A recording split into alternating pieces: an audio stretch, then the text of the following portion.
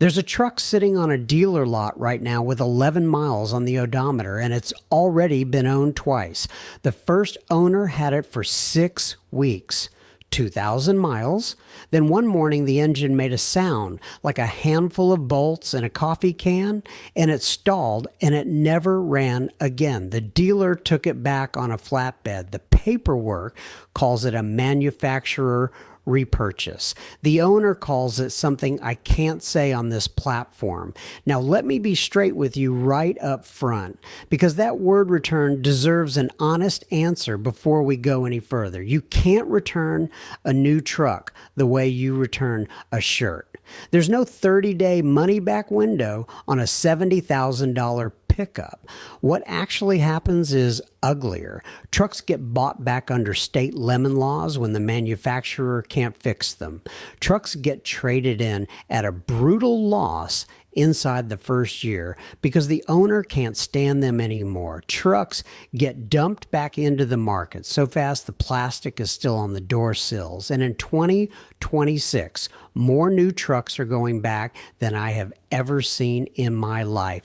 And I've been around this business long enough to have pulled the heads off engines that were built when gas was under $1. So that's what this video is really about. 12 new trucks that Americans are giving back one way or another at rates that should genuinely concern you. And stay with me for the part nobody talks about, which is who actually makes money every single time one of these trucks boomerangs back to the lot. Because somebody does. Somebody always does. Here's what you need to understand before we count anything down. On average, only about 1.5% of new vehicles get resold within the first year. That's the baseline.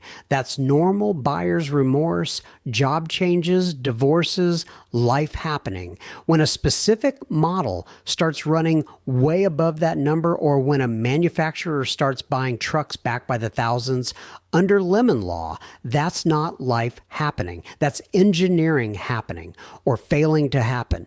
And there's a pattern running through this whole list that I want you to watch for. Almost every truck on it got into trouble the same way. Somebody replaced a simple, proven thing with a complicated, unproven thing, and then let the customers do the final round of testing. Keep that in your back pocket.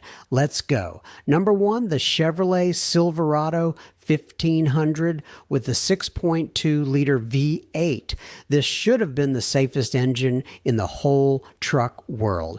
A big, naturally aspirated small block. The kind of architecture Chevy has been building since your grandfather's day. Instead, General Motors had to recall nearly 600,000 trucks and SUVs with this engine because of debris left inside the connecting rod bearings and crankshafts machined out of spec. When a rod bearing lets go, you get that coffee can rattle I described in the opening, and then you get a hole in the block, sometimes at highway speed. GM says trucks built after the middle of 2024 are fixed, and yet federal complaint files show 2025 and even 2026 models with brand new engines locking up at 2,000, 5,000 miles.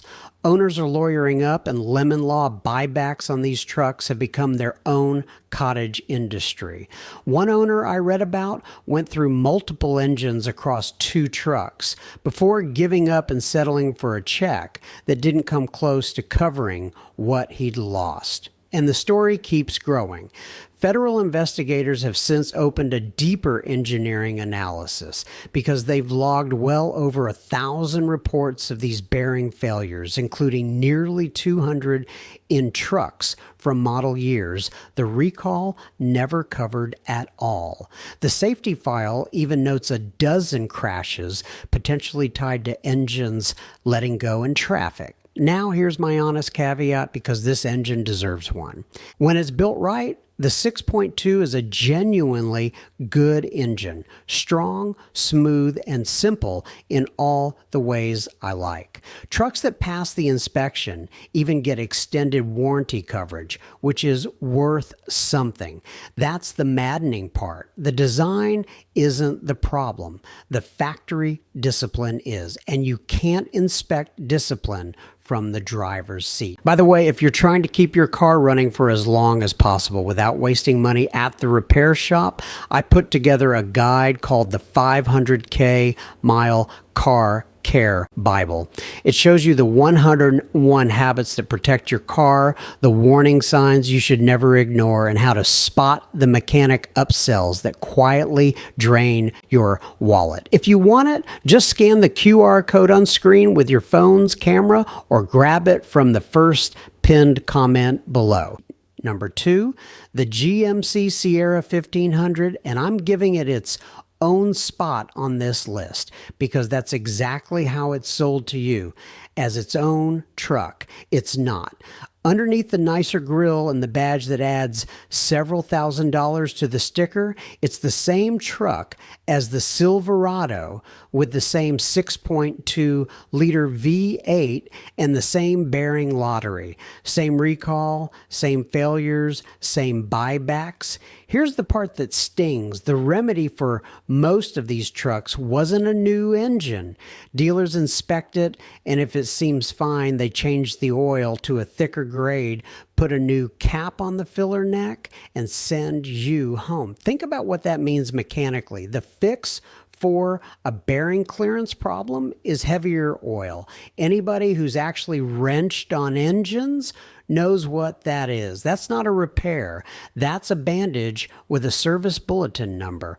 Owners know it too, which is why so many Sierra owners aren't waiting to find out. They're trading these trucks in early, eating the loss, and telling everyone in their circle why. Word of mouth used to sell GM trucks. Now it's doing the opposite. Number 3, the Toyota Tundra. And I know how strange it feels to hear Toyota this early in a list like this. This is the company that built its entire reputation on trucks that outlived their owners. But the current Tundra's twin turbo 3.4 liter V6 has now been through 3 separate recalls for the same root cause: machining debris left inside the engine, damaging the number 1 main bearing. The first recall covered over 100,000 trucks and Lexus SUVs, and the fix was the most expensive kind there is: replace the entire engine. Toyota has swapped more than 70,000 engines so far. Then a second recall added over 100,000 more vehicles. Then in 2026, a third recall added tens of thousands of 2024 models. And Toyota admitted in its own federal filings that the improved cleaning process from the earlier fix still wasn't getting all the debris out. 3 tries, same problem. All told, the campaigns now touch roughly 250,000 vehicles. And for the newest wave, they're not even automatically replacing engines anymore. The dealer plugs in software, listens to the resonant frequency of your crankshaft, and a computer decides whether your bearing sounds healthy enough to keep. If it passes, you drive home with the same engine and a note in the file. Think about what that does to resale. Every used truck buyer in the country now knows to ask one question about these Tundras, and the answer either is a brand new engine or a maybe. To be fair, the hybrid versions were built differently and largely sat this mess out, and the trucks that did get fresh engines are arguably better bets than a lot of what's on this list. But if you bought a Tundra because the name Toyota meant certainty, you can see why some owners looked at recall number 3 and simply walked away. Number 4, the Toyota Tacoma. Same company, different truck, different failure. The redesigned Tacoma dropped the old bulletproof drivetrain and picked up a turbocharged 4-cylinder and a new 8-speed automatic, and the complaint files lit up almost immediately. The single biggest category of federal complaints on the 2024 Tacoma is the powertrain, and more than half of those describe failed transmissions. Trucks jumping into neutral on their own. Trucks stuck in gear. Some with under 1,000 miles on the clock. Owners report dealers confirming the transmission is dead and then telling them there are no replacements available, so the truck just sits. On top of that, Toyota recalled over 106,000 Tacomas because mud packing into the rear wheels can literally wear through the brake hoses until the fluid leaks out. Mud on a truck sold on the promise of off-road capability. And when that recall notice first went out, there was a stretch where owners were told a remedy didn't exist yet, so their choice was park a truck. They were still making payments on or drive it and hope. Some Tacomas also got swept into a much larger Toyota recall, nearly 600,000 vehicles for instrument displays that can fail and leave you with no speed reading and no warning lights. There are even owner accounts of trucks going in for the brake line fix and coming out with the dash lit up and the engine in limp mode. The previous generation Tacoma held its value better than almost anything on 4 wheels, and plenty of those older trucks are still out there shrugging off abuse. This generation is teaching a hard lesson that the badge carries the reputation, but the parts underneath are what earn it, and you can't inherit what you didn't build. Number 5, the Ram 1500. This one is the cleanest confession in the modern truck business. For 2025, Ram killed the Hemi VF8 and replaced it with the Hurricane, a twin-turbo 3-liter straight 6.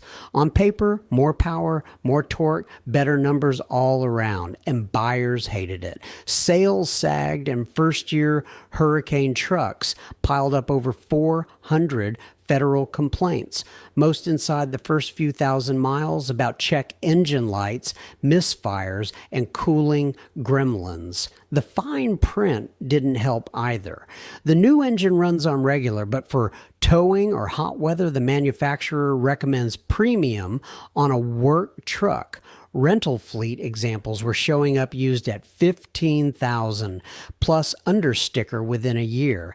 And to be fair to the engineering, at least one of those rental trucks survived 50,000 hard miles without a catastrophic failure, so the core architecture may well prove itself in time. It got so bad that the head of the Ram brand stood up in public and admitted in almost these words that dropping the Hemi was a mistake, that they owned it, and that they were fixing it. And for 2026, the V8 came back with a special fender badge that the design team literally calls a symbol of protest. I have never seen a manufacturer surrender that fast. Meanwhile, the people who bought the first-year Hurricane trucks are holding the bag because the market has decided the last of the V8s is the one worth keeping. When the company itself tells you the new truck was a mistake, early trade-ins stop being surprising. Number 6, the Ford F-150. The best-selling vehicle in America is also right now the flagship of the most recalled fleet in American history. In 2025, Ford issued 153 separate recalls covering almost 13 million vehicles. That is the most recalls any manufacturer has ever filed in a single year, and it's more than the next 4 companies combined. The old record stood for a decade. Ford didn't just break it, they doubled it, and the F-150 is right in the middle of it. rear axle hub bolts that can fatigue and snap, which can let a parked truck roll away on its own, instrument clusters that go black at startup. So you're driving with no speedometer and no warning lights. A separate campaign for over 800,000 vehicles with fuel pumps that can quit. And it didn't stop when the calendar turned. In the spring of 2026, Ford recalled another 1.4 million older F-150s because a lost sensor signal can slam the transmission down into second gear without warning at highway speed. Picture that happening while you're towing. Ford's official line is that all these recalls prove they've gotten better at catching problems. And look, I'll give them a sliver of credit. Finding your own defects beats hiding them. But regulators also hit them with a $165 million fine for dragging their feet on an earlier recall. So forgive me if I don't stand and applaud. Owners are voting with the trade-in lane. Number 7, the Ford F-150 Lightning. Here's a truck that got returned by its own manufacturer. Ford's leadership once compared this electric pickup to the Model T. By late 2025, production was paused, first blamed on a massive fire at an aluminum supplier that was set to cost Ford up to $2 billion. And then the pause quietly became permanent. The all-electric Lightning was done. Its factory workers moved next door to help build 45,000 more gas and hybrid trucks a year because those are the ones that actually make money. The Lightning name is supposed to come back someday on a truck with a gas generator on board, which tells you everything about how the pure electric experiment went. If you own one, you now own an orphan. The truck still works. Ford still honors the warranty and the parts supply, but the market knows the company gave up on it, and the market never forgets. The data shows the Lightning losing value roughly twice as fast as a gas F-150 over the first 3 years. Early buyers who paid premium money watched Ford slash prices on new ones, which torched the value of theirs overnight. A lot of those owners aren't waiting around for year 5. They're handing the keys back at trade-in, taking the hit, and going back to the hybrid. The Lightning wasn't a bad truck. It was a bad promise, and the difference matters when it's your 60 grand. Number 8, the Tesla Cybertruck. You knew it was coming, so let's do it with real numbers instead of jokes. In the first quarter of 2026, Tesla delivered about 3,500 Cybertrucks in America. That's down 45% from the year before, the worst quarter since launch. And part of the total was another Musk company buying over 1,000 of them, which tells you something about organic demand.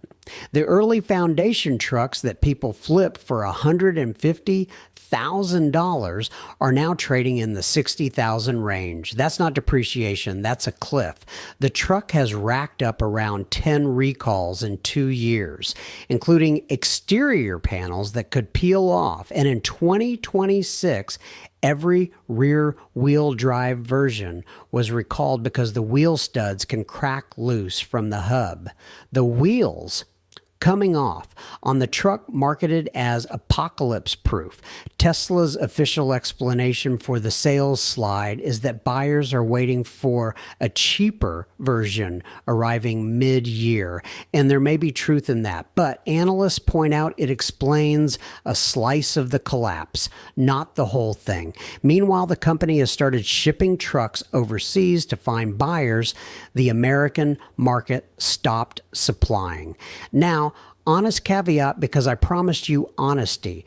Relative to Tesla's own collapsing used car lineup, the Cybertruck actually holds value comparatively well, and it earned real safety scores. But early buyers who paid bubble prices got absolutely scorched, and a lot of them are handing these things back before the market drops another floor. Number 9, the Rivian R1T. This one hurts a little because mechanically and structurally, this is one of the most genuinely well-engineered vehicles on this whole list. The people who built it were not stupid, but engineering and economics are different subjects, and the R1T is projected to lose nearly 58% of its value over 5 years, among the steepest depreciation of any pickup you can buy. Early trucks that stickered near $90,000 are commonly listing in the $55,000 to $70,000 range now. When a vehicle sheds value that fast, first year trade-ins snowball because every owner who was on the fence looks at the curve and decides to get out before the next drop. Add a young service network where a minor fender bender can mean weeks of waiting, and you get owners who love the truck on Monday and list it on Friday.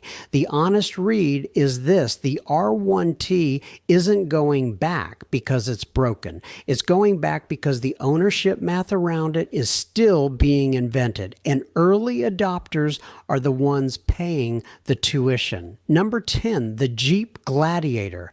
This is what a slow motion return looks like at the factory scale. In 2021, Jeep sold nearly 90,000 Gladiators in America. By 2024, that number had fallen to about 42,000. The market took one long look at a Wrangler with a bed priced like a full-size truck, but riding and towing like neither, and quietly handed it back. Dealers have been carving $8,000 to $12,000 off stickers just to move them, and every discount on a new one drags down the value of every used one, which is how a 3-year-old Gladiator ends up down over 40%. Owners who bought at pandemic prices are underwater, and underwater owners trade in angry. Here's the honest part. As an open-air off-road toy, the Gladiator does something nothing else does, and the people who bought it for exactly that reason tend to keep it forever. The returns come from everyone else, the folks who bought the image and then spent a year discovering they'd paid truck money for a lifestyle accessory. Number 11, the Nissan Frontier. On paper, this should be one of the safest picks in the midsize class. A simple V6, a proven platform, no turbos, no drama, and I'll say it straight. The bones of this truck are honest, but Nissan keep stepping on rakes. The 2025 and 2026 Frontiers got recalled because door strikers were improperly welded and can break, meaning the doors can come open while you're driving. Before that, earlier Frontiers and Titans, over 180,000 of them, were recalled because the parking pall might not engage and the trucks could roll away and park. And for a while, the official interim remedy was, and I'm barely paraphrasing, please remember to use your parking brake. There was an airbag inflator campaign in there too. Moisture getting into the driver's bag so it might not deploy the way it should. And hanging over all of it is what Nissan did to Titan owners. 20 years of production, then the whole model line killed off, leaving every owner holding a truck from a discontinued family. Buyers remember that. When people wonder whether Nissan will still be standing behind this truck in 10 years, they hesitate, and hesitant owners bail early at the first repair headache. Sometimes a truck comes back not because of what it is, but because of what its badge has been doing lately. Number 12, the Ford Super Duty. The F-250 and F-350 are work trucks, and that's exactly why their problems cut deeper. In late 2025, Ford recalled Super Duty trucks to replace the electronic brake booster. Not bleed it, not reprogram it, replace it. On a truck that exists to haul and tow serious weight, the confidence you feel in the brake pedal is the whole ball game. These trucks also got caught in the instrument cluster recall, screens failing at startup, no speedometer, no warnings on vehicles that might be dragging 15,000 pounds of trailer. And notice what both failures have in common. Neither one is a hydraulics problem or a steel problem. They're electronics problems on systems that used to be a vacuum booster and a needle on a dial. A contractor whose truck is in the shop isn't just inconvenienced, he's losing money by the day, and the lemon laws in most states have a specific clause for exactly that. 30 cumulative days out of service inside the first couple of years, and the manufacturer owes you a buyback. Working trucks hit that clock faster than anything because they can't afford to sit, and because a work truck racks up repair visits the way a garage queen never will, and the buyback math favors acting early, since most states deduct for the miles you drove before the first repair attempt. The longer you limp along hoping the next fix takes, the smaller your check gets. The old Super Duty formula was almost embarrassingly simple: heavy steel, big displacement, vacuum, and hydraulics you could trace with your eyes. Nobody ever recalled a needle on a dial. Now here's the part that actually matters, so let me put my wrench down for a minute. Every truck that goes back is a disaster for the person who bought it, but zoom out and you'll notice the system as a whole doesn't lose money on it. It feeds on it. Follow the dollars. A truck traded in after one miserable year comes back to the dealer at a wholesale price, crushed by all the problems we just talked about. The dealer retails it to the next buyer at a healthy markup and sells him a service contract on the way out the door, because now everybody's nervous about reliability, and nervous buyers are the best warranty customers on earth. The manufacturer, meanwhile, already booked the full profit on the original sale. The recall repairs get done at fixed reimbursement rates, and the buyback checks are just a line item budgeted years in advance, like a utility bill. And here's the quiet part: every one of these failures came from complexity that was supposed to be progress. The turbos, the sealed modules, the electronic boosters, the software that decides whether your bearing sounds sick. None of that was added to make the truck last longer. It was added to hit an emissions number, a horsepower number, a marketing number. There's no money in a simple V8 that runs for 300,000 miles because you buy it once and disappear for 20 years. There's a great deal of money in a truck that keeps you coming back to the service lane, to the finance office, to the trade-in desk. Nobody sat in a room and planned for the wheels to fall off. They just planned 4 cents of savings at a time and let the customers find out where the cents came from. And that's the thing I really want to leave rattling around in your head. There was a time, and it wasn't that long ago, when a man bought one truck and it carried his family for 2 decades. It could be understood with a flashlight and fixed with hand tools, and every year it stayed in the driveway was a year of quiet, compounding wealth for the people who owned it. We didn't lose that because engineers got dumber. The engineers today are brilliant. We lost it because somewhere along the line, the truck stopped being a tool you own and started being a subscription you drive. When a machine can only be diagnosed by the people who profit from its failure, you don't really own it. It owns a piece of you. Understanding how these things break, even just a little, is how you take that piece back. So here's what I want you to take away from all this. First, on any new truck, the first model year of any new engine or transmission is where the risk lives. Let someone else be the test fleet. Second, before you buy anything new or used, run the VIN through the Federal Recall Database. It's free. It takes 2 minutes, and it would have flagged half the trucks on this list. Third, if you already own one of these and it's been in the shop repeatedly for the same problem, write everything down.